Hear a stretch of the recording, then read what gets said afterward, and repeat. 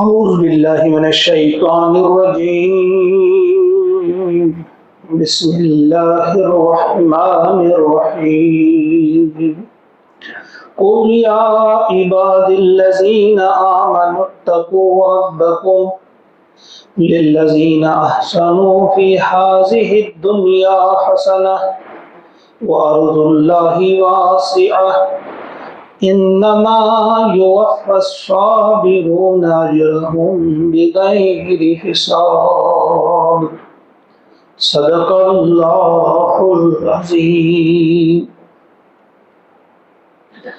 سورۃ الزمر دوسرا رکوع یہاں سے شروع ہوتا ہے، آیت نمبر 10۔ اللہ کا ارشاد ہوتا ہے، قل کہہ دیجئے اے نبی صلی اللہ علیہ وسلم، یا عبادی اے میرے بندو، الذین آمنوا جو ایمان لائے ہو، اتقو تم ڈرو، ربکم اپنے رب سے۔ یہاں پھر ایک بات اپنے آپ کو یاد دلائیے، پہلے بھی کہہ چکا ہوں کہ مکی صورتوں میں ڈائریکٹ مومنین سے کہیں خطاب نہیں، یا ایھا الذین آمنوا کہیں نہیں کہا گیا ہے۔ جب بھی مومنین سے کچھ کہنا تھا تو نبی اکرم صلی اللہ علیہ وسلم کے ذریعے سے کہا گیا۔ آپ کہہ دیجئے قل یا عبادی اے میرے بندو۔ جتنی بھی آپ مکی صورتیں دیکھیں گے، جیسے قل یا ایھا الکافرون، قل هو اللہ احد، قل اعوذ برب الفلق، قل اعوذ برب الناس، تو وہاں قل اکثر آپ دیکھیں گے جب بھی پیارے نبی صلی اللہ علیہ وسلم کے ذریعے ہی جب بھی خطاب کرنا ہوتا تھا مومنین سے، تو یہاں پھر چونکہ یہ مکی صورت ہے، قل یا عباد الذین آمنوا اتقوا ربکم، کہ اے کہہ دیجئے اے میرے بندو۔ تو یہ اے میرے بندو یعنی اللہ تعالیٰ فرماتے ہیں میری طرف سے کہہ دو میرے بندوں سے کہ اے میرے بندو تم ڈرو اپنے رب سے، ڈرو اپنے رب سے، بچو اپنے رب کی نافرمانی سے، اپنے رب کا تقوی اختیار کرو۔ کیوں؟ للذین احسنوا، ان لوگوں کے لیے جنہوں نے اچھے کام کیے۔ گویا اللہ سے بچنے کا کام، اللہ تعالیٰ کی نافرمانی سے بچنے کا کام اچھا کام ہے، اللہ تعالیٰ کی فرما برداری کا کام اچھا کام ہے۔ جن لوگوں نے اچھے کام کیے فی ہذہ الدنیا، اس دنیا میں، حسنہ ان کے لیے بھلائی ہے، اس دنیا میں بھی اور اس دنیا میں بھی ان کے لیے بھلائی ہے۔ وہ کامیاب ہیں اس دنیا میں بھی اور اس دنیا میں بھی وہ کامیاب ہیں۔ وَأَرْضُ اللَّهِ وَاسِعَةٌ، اور اللہ کی زمین، وَأَرْضُ اللَّهِ، اور اللہ کی زمین واسع، وسیع ہے۔ اسی آیت سے یہ ظاہر ہوتا ہے کہ یہ آیت ہجرت حبشہ سے پہلے یا انہی دنوں یہ نازل ہوئی ہے، یہ جو سورت نازل ہوئی ہے جس وقت حضرت جعفر بن ابی طالب اور ان کے ساتھیوں نے ہجرت کی تھی، ہجرت حبشہ۔ انما یوفی الصابرون، بے شک صابرون جو صبر کرنے والے ہیں انہیں بدلہ دیا جائے گا، ان کا اجر، اجرہم ان کا اجر، بغیر حساب، بے حساب دیا جائے گا۔ یعنی یہ ذہن میں رکھو، جتنی مصیبتیں یہاں تم برداشت کرو گے اور ان پر صبر کرو گے، جتنے مسائل، جتنی سختیاں، جتنے آلام، تو اس پر جس خوبصورتی کے ساتھ تم صبر کرو گے تو ایسے صابرین کے لیے بے حساب جو ہے اجر ہوگا۔ پہلے تو یوفا ہے یعنی پورا دیا جائے گا، یوفا پورا دیا جائے گا ان کی نیکیوں کا بدلہ، لیکن آگے کہا بغیر حساب، جن نے صبر کیا ہوگا ان کے لیے بے حساب اس کا اجر دیا جائے گا۔ حضرت امام حسین رضی اللہ تعالی عنہ، ان کی ایک روایت ہے تفسیر قرطبی میں، ابھی پڑھ رہا تھا میں، اس میں انہوں نے بیان کیا ہے کہ امام حسین نے ایک بار فرمایا میرے نانا جان نے مجھ سے کہا، یعنی نبی اکرم صلی اللہ علیہ وسلم نے مجھ سے کہا، اے حسین، جنت میں ایک درخت ہے جسے شجرۃ البلوا کہتے ہیں، یعنی تکلیف کا درخت۔ تو قیامت کے دن جو اہل البلا ہیں، یعنی جنہیں مصیبتیں آئی ہوں گی، جنہوں نے تکلیفیں برداشت کی ہوں گی، جنہوں نے بڑے مسائل کا سامنا کیا ہوگا، کہ وہ وہاں لائے جائیں گے، ان کے لیے میزان نہیں لگے گی، ان کے نام اعمال بھی نہیں کھولے جائیں گے، بلکہ ان پر موسلادھار بارش کی طرح انہیں اجر دیا جائے گا۔ کافر حضور نے یہی والی آیت پڑھی، اس آیت کے آخر میں ہے انما یوفی الصابرون اجرہم بغیر حساب۔ کبھی کبھی یہاں کچھ ہمارے بھائی پریشان ہوتے ہیں کہ ہم برسوں سے بیمار ہیں، ٹھیک طرح سے اٹھ نہیں سکتے، بیٹھ نہیں سکتے، یہ ایک قسم کی آزمائش ہے۔ اور کچھ لوگوں کی آزمائش اللہ کے دین کے لیے انہیں کبھی قید و بند کی صعوبتیں برداشت کرنا پڑتی ہیں، کبھی بھوک، کبھی پیاس، کبھی جسمانی تکلیف، کبھی مینٹل ٹارچر، مختلف قسم کی، جس قسم کی بھی تکلیف کسی انسان کو برداشت کرنا پڑے اور اس پر وہ صبر کرے، اللہ تعالیٰ کا شکوہ اللہ تعالیٰ سے ناراض نہ ہو جائے، بلکہ اللہ تعالیٰ کی طرف سے سمجھ کر اللہ کے اس فیصلے پر راضی رہے، تو یہ صابرین ہوں گے۔ تو ایسے صبر کرنے والوں کے لیے فرمایا انما یوفی الصابرون اجرہم بغیر حساب۔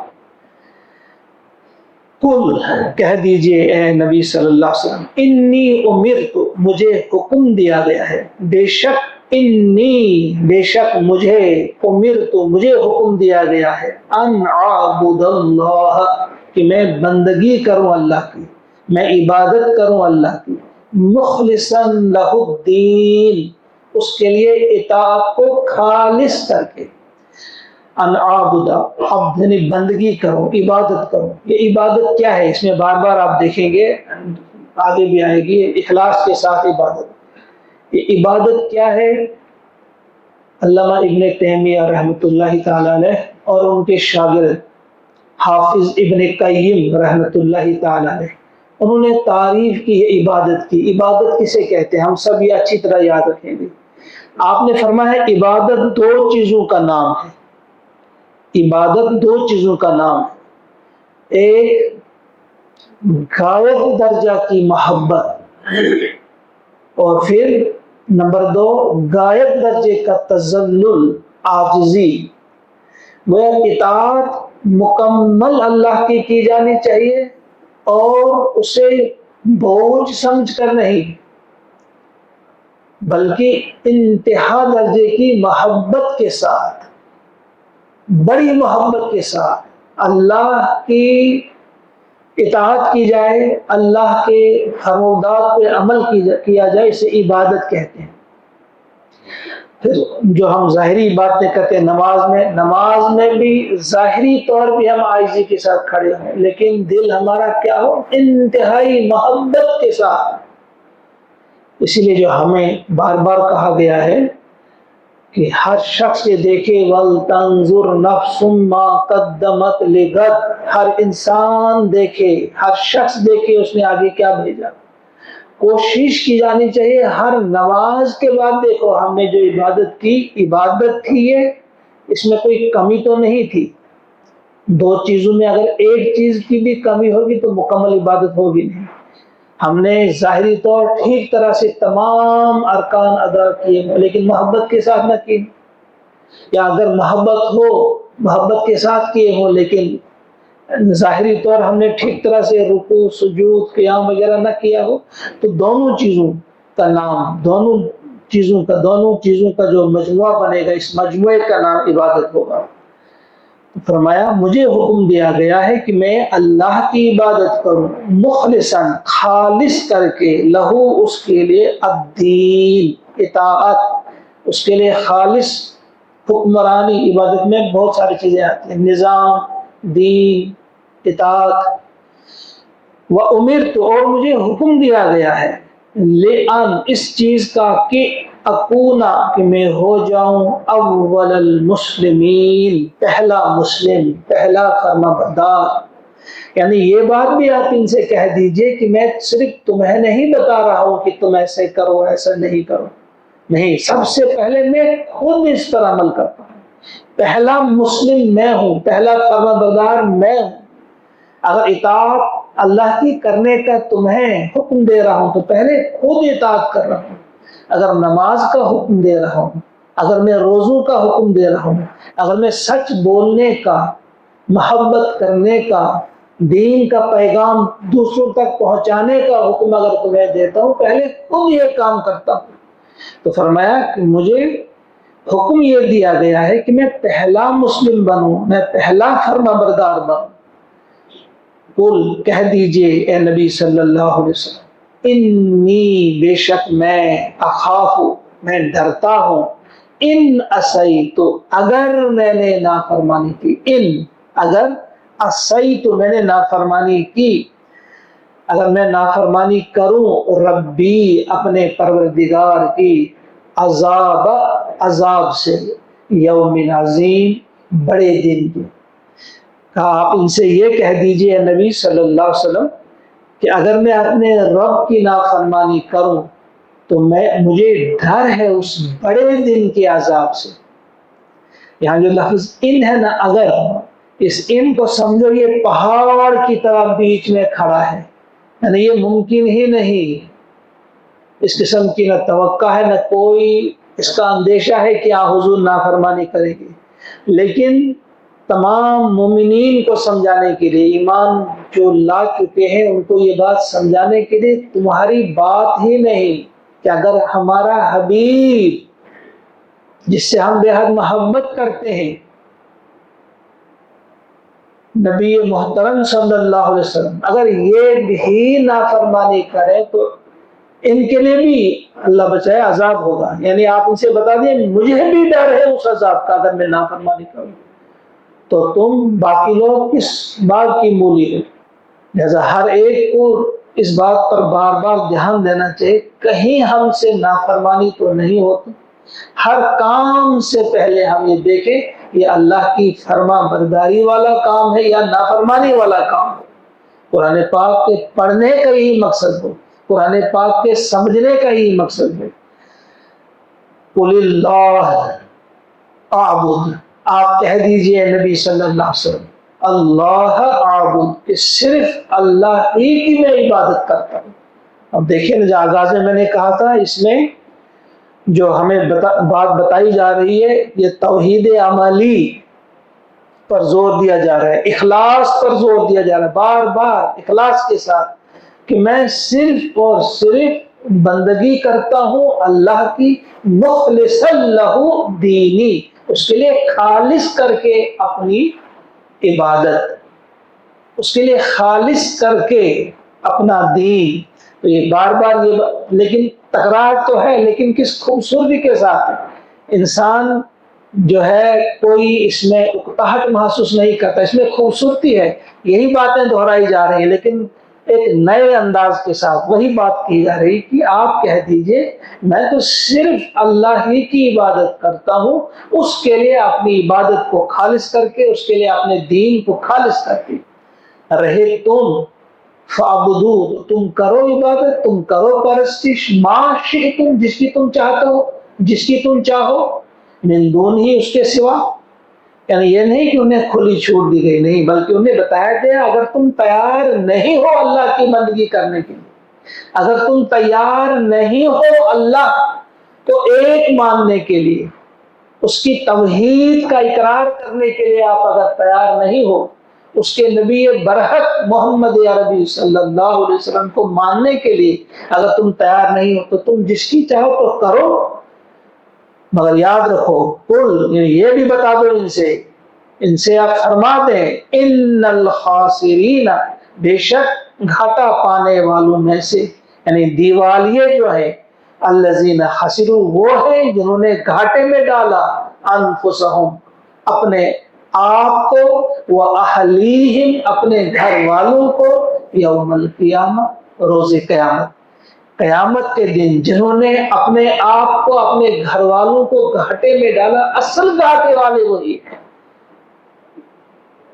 اللہ، خبردار، خوب یاد رکھو، اچھی طرح سے سن لو، اللہ ذالکا، یہاں پھر حاضہ نہیں ہے، ذالکا نہیں، بڑا خسارہ ہے، یہ بڑی بات ہے، ذالکا یہی ہے، هو الخسران المبین، یہی صریح گھاٹا ہے، یعنی صاف اور واضح گھاٹا یہی ہے، اسی کو ہم کہیں گے یہی دیوالیہ ہے۔ آپ وہ جو بینکرپسی جسے ہم کہتے ہیں، یعنی اپنا سارا سرمایہ جو کسی کام میں لگا دیتا ہے، کسی کاروبار میں، اگر سارا سرمایہ اس کا ڈوب گیا، ہم کہتے ہیں کہ یہ دیوالیہ ہو گیا۔ تو یہ دیوالا ہوتا کیا ہے؟ خسران، دیوالا جسے ہم کہیں گے یہ کیا ہے؟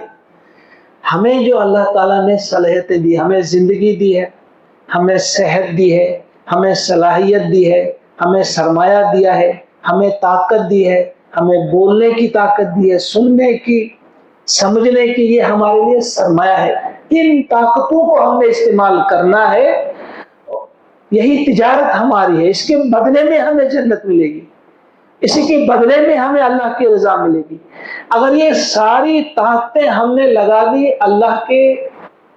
اللہ کو ایک نہ ماننے کے لیے، بلکہ اللہ کے ساتھ اور شریک ٹھہرانے کے لیے، ہم نے سارا زور اسی بات پر لگایا کہ نہیں، اللہ ایک نہیں، اس کے علاوہ بھی ہیں جن کے پاس طاقتیں ہیں، وہ توحید کے لیے نہیں بلکہ ہم نے شرک کے لیے ساری طاقتوں کو لگا دیا، تو یہ ہے دیوالیہ۔ انہیں لوگوں کو دیوالیہ کہیں گے، دیوالیے، اسی کو ہم کہیں گے گھاٹا، خسران مبین اسی کو کہیں گے، کیونکہ یہ اس دن اب کوئی صورت نہیں ہوگی کہ ہمارا سارا سرمایہ اب ڈوب گیا، اب کہیں سے نہ ادھار مل سکتا ہے، نہ کوئی ہمیں دے سکتا ہے، اور نہ کوئی ہمیں معاف کر سکتا ہے، کسی کی سفارش کوئی کام نہیں آئے گی۔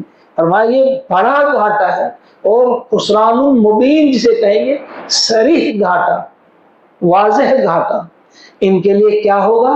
لہم، ان کے لیے ہوگا اس روز وہاں، من فوقہم، ان کے اوپر سے، ظلل، چھتریاں، صاحبان، ان کے لیے صاحبان ہوگا، چھت ہوگی، چھتریاں ہوں گی ان کے لیے، من النار، آگ کی، ومن تحتہم، اور ان کے نیچے سے ظلل، نیچے سے بھی چھتریاں ہوں گی، کس کی؟ آگ کی، یعنی ان کے اوپر سے بھی آگ، نیچے سے بھی آگ۔ سورہ انبیاء میں ہم نے پڑھا تھا آگے سے بھی آگ، پیچھے سے بھی آگ، یاد ہوگا آپ کو، یعنی ہر طرف سے آگ ہی آگ ہوگی۔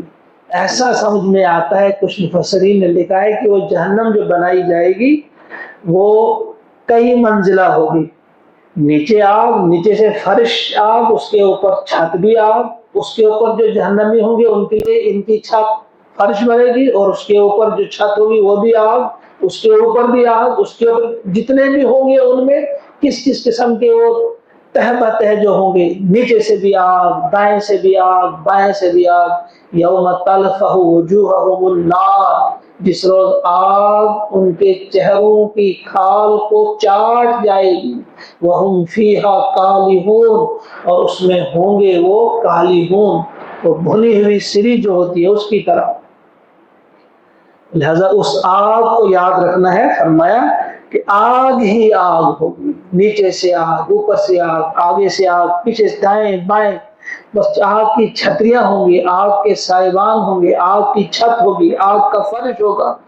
ذالک یخوف اللہ بہ عبادہ، یہ ہے وہ چیز، پھر یہاں ذالک لایا، آزا نہیں، یعنی یہ بڑی چیز، ڈراؤنی چیز، خوفناک چیز، یہ ہے وہ عذاب جس سے اللہ تعالیٰ اپنے بندوں کو ڈراتا ہے۔ ہم سے جو بات کی جاتی ہے کہ بھئی نہیں، جہنم کے خوف سے عبادت مت کرو، جنت کے لالچ میں عبادت مت کرو، اور وہ اکثر کہا جاتا ہے کہ حضرت رابعہ بصریہ جا رہی تھی، ایک ہاتھ میں آگ کا لوٹا، ایک ہاتھ میں آگ کی پانی کا لوٹا، ایک ہاتھ میں آگ کی مشعل، پوچھا گیا کہاں جا رہی ہو؟ کہا جہنم کو بجھا دیتی اس پانی سے، اور اس آگ سے جنت کو آگ لگا دیتی، تاکہ جو لوگ عبادت کریں صرف اور صرف اللہ کی محبت میں اللہ کے لیے کریں، یہ درست نظریہ نہیں ہے، ایسے بنایا گیا ہے اور اسے نتھی کر دیا گیا ہے کہ ایسی جس کو مرضی ہوتی، ہاں جی راویہ بصریہ نے فرمایا، یہ اس کا واقعہ ہے، فلاں واقعہ ہے۔ قرآن ہمیں کہتا ہے کہ اللہ تعالیٰ ڈراتا ہے آپ کو اس آگ سے۔ ہم کہیں گے نہیں آگ سے مت ڈرو، آگ سے ڈر کر بھی ہم کر سکتے ہیں عبادت، اور کرنی ہے، اور جنت کے لالچ میں اور جنت کے شوق میں عبادت کرنی ہے۔